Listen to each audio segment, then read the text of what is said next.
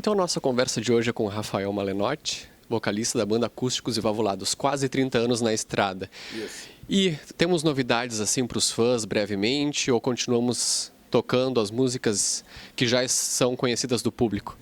Cara, na verdade, assim, uma banda quando atinge um estágio assim de longevidade, como o Acústicos Valvulados, a gente procura trabalhar de uma maneira onde o nosso alicerce ele esteja sempre presente, né? Então todas aquelas músicas que fizeram parte de uma época assim que foi o auge da banda mesmo, né?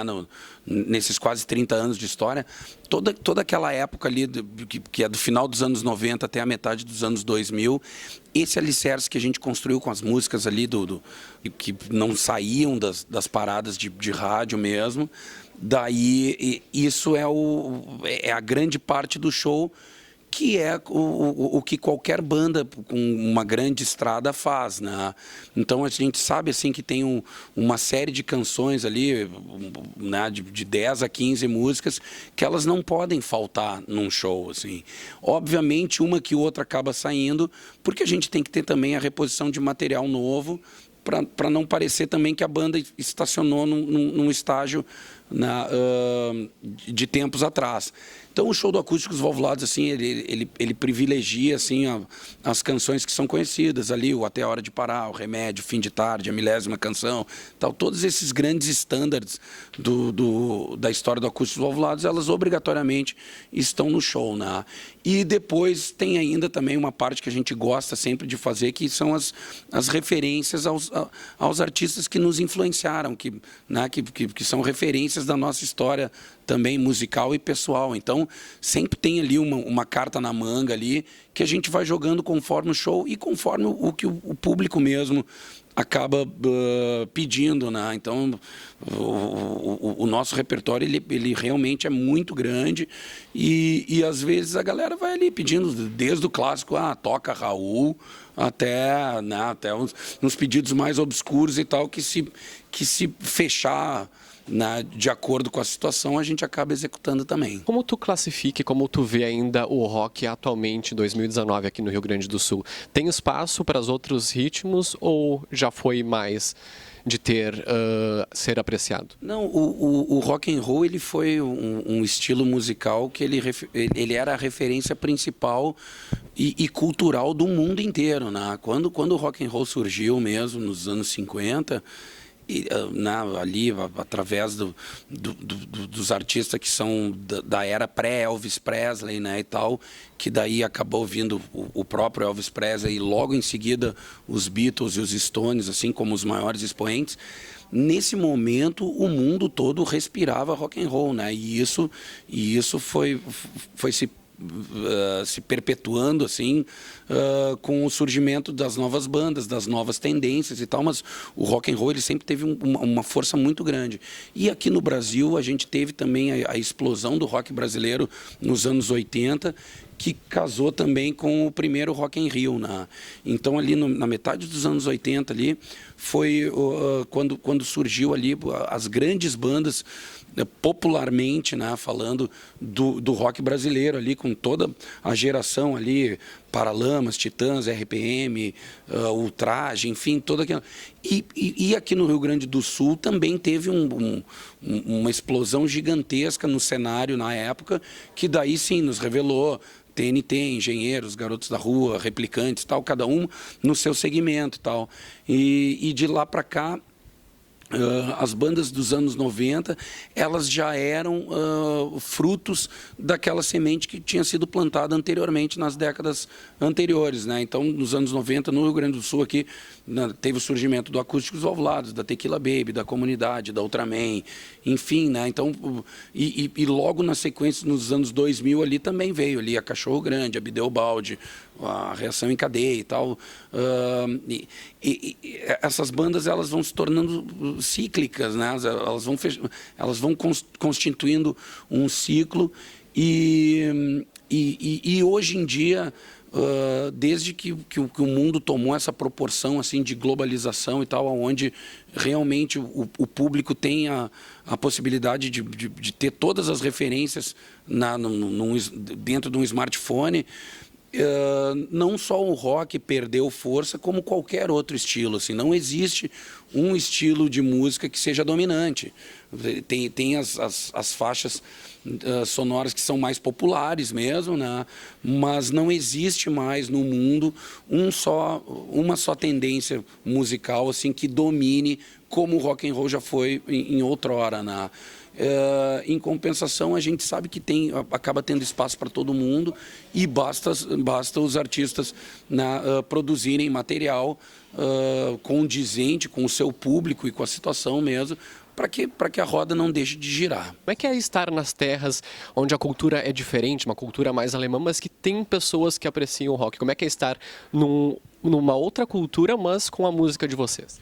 Segundo o Jaime, né, esse meu cabelo aqui é justamente para agradar essa população, né, Jaime? É ou não é? Esse meu cabelo aqui de alemão de farmácia e tal, né, é para saudar toda essa turma, mas brincadeiras à parte, assim, o que mais nos chama a atenção é que tanto Montenegro como Maratá, que a gente já fez as Octobers também, cara, o público gaúcho, assim, ele realmente, assim, ele abraça, assim, o trabalho do Acústicos Valvulados, além de uma série de outros artistas também, mas é uma sintonia muito fina, assim, entre o público e a banda, assim, tanto é que os shows do Acústicos Valvulados continuam levando a galera para dançar, para cantar mesmo, e a gente fica feliz mesmo, assim, de poder subir ao palco depois de tantos anos de estrada mesmo, e continuando, e a gente vê que continua essa reciprocidade mesmo, e essa parceria mesmo da banda com o público. Essa é a parte melhor de todas mesmo, né? Como é o Rafael estar nos palcos sem a banda, também em carreira solo? Olha, cara, na verdade é o seguinte, eu acho que é mais um fruto dessa história que a gente estava falando, né? De realmente, assim, um produto só não ser o suficiente para cobrir toda a agenda de um mês inteiro, né? Então, o Acústicos Valvulados, por ter uma estrutura muito grande, assim, e um custo muito alto, ele se torna inviável em determinadas situações, né? O que não acontece com o fato de eu poder ir com o meu violão e tocar sozinho, né? Como foi a própria abertura do show do Elton John e do James Taylor no Beira-Rio. Eu queria, né, eu ofereci o Acústicos Valvulados para poder fazer a abertura, mas a logística dos gringos mesmo, vindo da produção do show, né, que era uma produção internacional, e eles mesmos falaram assim, não, cara, meio que no clima assim, cara, tu só vai tocar porque é por lei, né? Senão tu não iria tocar.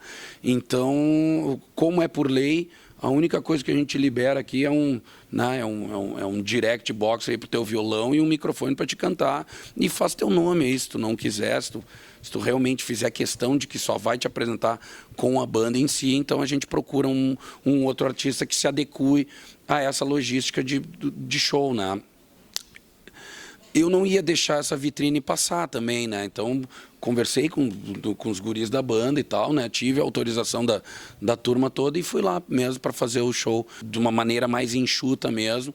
E foi bonito demais, né? Eu toquei as músicas do Acústicos Valvulados nesse caso, né, com a autorização dele, com a permissão dos meus colegas, e foi um show muito bonito. Pena que não podia estar todo mundo no palco, porque daí já envolve, né, passagem de som, bateria, né, uma montagem mais complexa de equipamento e tal.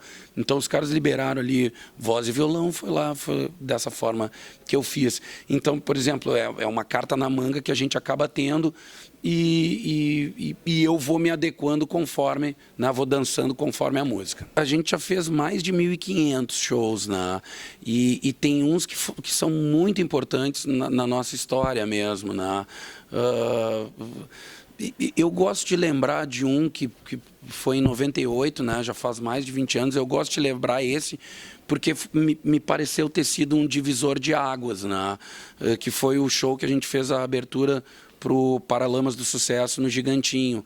A gente não tinha ainda um disco gravado em português, né? A gente só viria a gravar no ano seguinte, em 99, Mas a gente já estava tocando as músicas que seria o embrião desse trabalho, né? E esse show foi um show curto, né? Era um show de abertura, era Acústicos Valvulados, Patufu e Paralamas do Sucesso. Em 98, no Gigantinho, completamente abarrotado. E ali foi o nosso vestibular, assim, né? E eu fiquei muito nervoso, assim, né? Chorava copiosamente antes do show, assim, inclusive enervando, né? E aumentando o nível de tensão dos guris da banda, porque os caras falavam assim, cara, é só um show, né? Não precisa ficar nesse estado. E eu particularmente falava para eles, falava assim, não, cara, não é só um show, esse é o show. Esse é o show que a gente vai colocar à prova, se a gente realmente vai ter que repensar muita coisa, ou se a gente vai ver que o barco vai começar a navegar com uma maior leveza mesmo, né? E realmente, assim, o show foi espetacular, foi muito bacana, e dali em diante o Acústicos Valvulados conseguiu ter uma trajetória bacana. No ano seguinte, em 99, a gente gravou o disco que vinha com Bubblegum, com Quem Me Dera, com Fim de Tarde, com O Dia D é Hoje, com Até a Hora de Parar, e dali para frente, assim, a gente realmente construiu, assim, uma história que felizmente dura até hoje. E a música mais emblemática de Acústicos e Valvulados? Olha, cara, a música mais emblemática, assim, a gente meio que tem ela, tipo, como se fosse uma pirâmide invertida, né? Tem uma série de músicas, assim, que ficam no topo, onde a gente realmente vai do gosto pessoal, assim. Alguns elegem o Até a Hora de Parar como música mais emblemática, alguns elegem o Remédio, assim, e tal. Mas uma que na época, ela foi uma música crossover, né? Que é a música que ela transcende os perfis e segmentos musicais, foi O Fim de Tarde com Você, né? Que daí é... Espero que o fim da tarde venha com você. Ah, ah, ah, ah. Inclusive, esse Ahá acabou se tornando um chamariz para várias outras canções, o próprio Até a Hora de Parar, né? Se eu quero me estragar, me estrago muito. Se eu quero me mexer, me mexo até a hora de parar. Ahá, ahá. E assim foi indo, assim, a gente acabou construindo a nossa história com umas chamadas vocais, assim, e funcionou bem na época. E felizmente vem funcionando bem até hoje. Deixando uma marca para a banda, né? Exatamente. E ligações externas, assim, a inspiração de vocês? Já fiquei sabendo que tem. Isso, a banda começou altamente influenciada pelos Stray Cats, né? Que é uma banda, né, americana que fazia o resgate de todo o cenário dos anos 50 e tal, né? Com Eddie Cochran, com Buddy Holly, com Chuck Berry e com Jerry Lee Lewis, né? O Elvis, o próprio Elvis e tal. E aquilo bateu de frente com a gente, assim, e a gente, adolescente, abraçou essa banda e consequentemente, acabou abraçando toda a história do começo do rock and roll, com todas as referências que o próprio Stray Cats usava. Só que daí a gente passou os primeiros 5 anos de existência do Acústicos Valvulados tocando só nesse segmento do rockabilly clássico mesmo, com contrabaixo acústico, né, o baixão de madeira mesmo, né, grande e tal. E aí a gente só foi se ligar, assim, a começar a cantar em português depois do convite da MTV para a gente participar de um programa deles que chamava Romance MTV, que daí eles falaram assim, a gente gostaria que a banda participasse, mas vocês vão ser obrigados a cantar uma música nacional, né? A gente não vai aceitar música gringa e tal. E aí a gente fez um trabalho de pesquisa e acabou chegando no Minha Fama de Mal, do Erasmo e do Roberto, né? Do Erasmo Carlos e do Roberto Carlos. E aí a gente acabou fazendo uma versão para Minha Fama de Mal, que a gente acabou gostando, que a gente acabou colocando no primeiro disco, que ele era todo em inglês e todo, né, afundado no rockabilly mesmo. Só que daí o Minha Fama de Mal tinha umas outras referências, com uma guitarra mais pesada, mais para um clima mais harmônico mesmo, né? E a gente acabou se agradando muito com o resultado. E dali em diante, assim, o Paulo James, que é o compositor principal da banda, foi foi trabalhando as canções já em português e aí deu no que deu, assim, né? Ele acabou trocando assim o estilo de composição, passou a compor em português e realmente foi uma decisão acertada, porque daí sim o público podendo entender o que está sendo dito, canta com maior facilidade, né?